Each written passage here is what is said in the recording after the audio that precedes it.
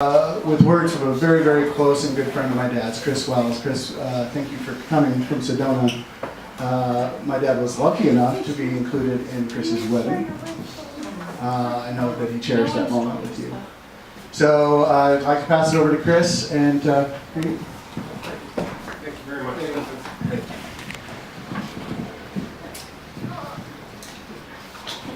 Hello all. Hello. Hi, Chris. So we're gathered here today to celebrate a loved husband, father, and a friend. My name is Christopher Wales, and I've had the honor and privilege to call Don my friend, one of my best friends for 20 years plus. When we first met, it was actually at a vendor-sponsored golf event right over here in Santa Cruz at Pasatiempo. And the event coordinator, not familiar with Don and I and our chic, sexy bodies, paired us up in the same cart. And we've been close ever since. In fact, that's the way Don introduced himself to the congregation, as he was the officiant of our wedding just about 3 years ago.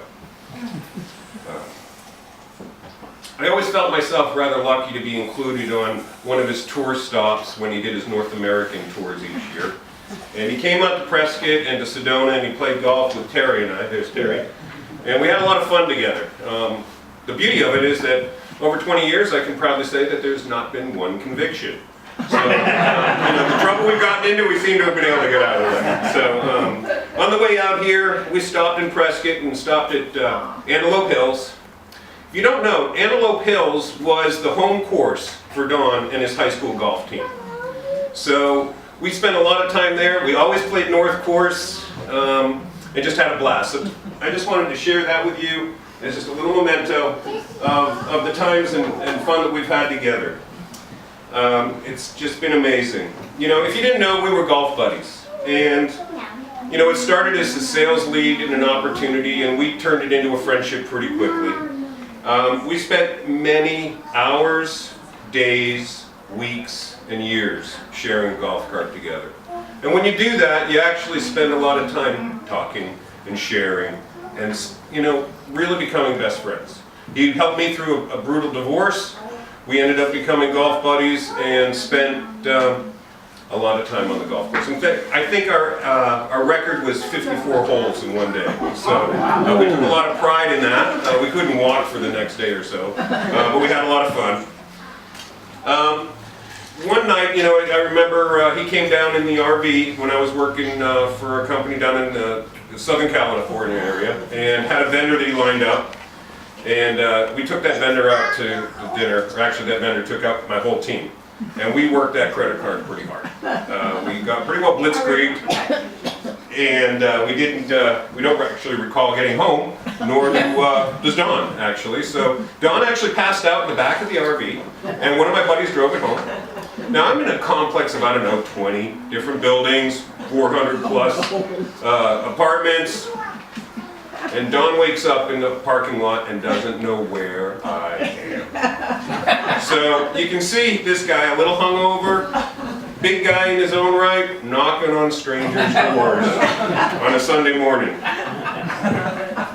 Once he explained things to security, he was able to actually get to my door, where he found me passed out in a love seat with my neck down near my knee somewhere. So, needless to say, we've had a lot of fun. Again, proud to say, no convictions. You know, one of the things that Don taught me was a lot of different ways to gamble at golf. One of the things, in fact, I've actually had to maybe claim him as a dependent on several of my tax returns. One of my favorite escapades, though, with Don was the annual Cinco de Mayo extravaganza. I'm not sure if all of you are familiar with that event, but because we always would have so much fun, we had to move that from city to city to stay one step in front of the police. Again, no conviction. So Don was always a smart man and always looking out for us. So we had a lot of fun together, and you know, I remember the time we were up in Reno. Terry, were you there for the Reno one? Don had a killing at the blackjack table. And he just was, you know, like a kid in a sandbox. and just had a blast. And we were all trying to figure out how to take some of that money home for him so we didn't have to pay taxes. So we just had a blast all the time.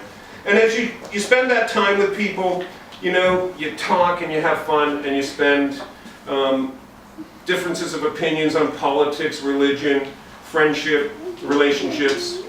But the most important thing Don ever really wanted to talk about was his family. He was proud of you guys. He touched everybody. He needed a big body for that big heart. And I'm so grateful to have had that time with him and how he would just lighten up and make everybody feel comfortable. There's a story, and I think it was with Zoe, where he met her for the first time and they were just having breakfast together. And one looks up to the other and just said, "Hi, how are you?" And they just went back to eating breakfast. It was no big deal. Everybody felt comfortable around Don. I'm very honored and grateful to have had him marry me to the love of my life and to represent all of my friends and family in such a big-hearted way. Today is a celebration of Don's life, and to him, he would not want to see my tears, although he'd appreciate them, but he wants us to have fun and remember all the good times.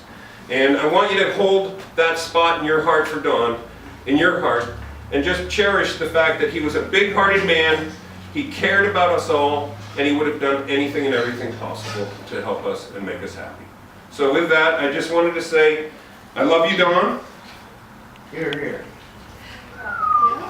And I miss you. So thank you. Here.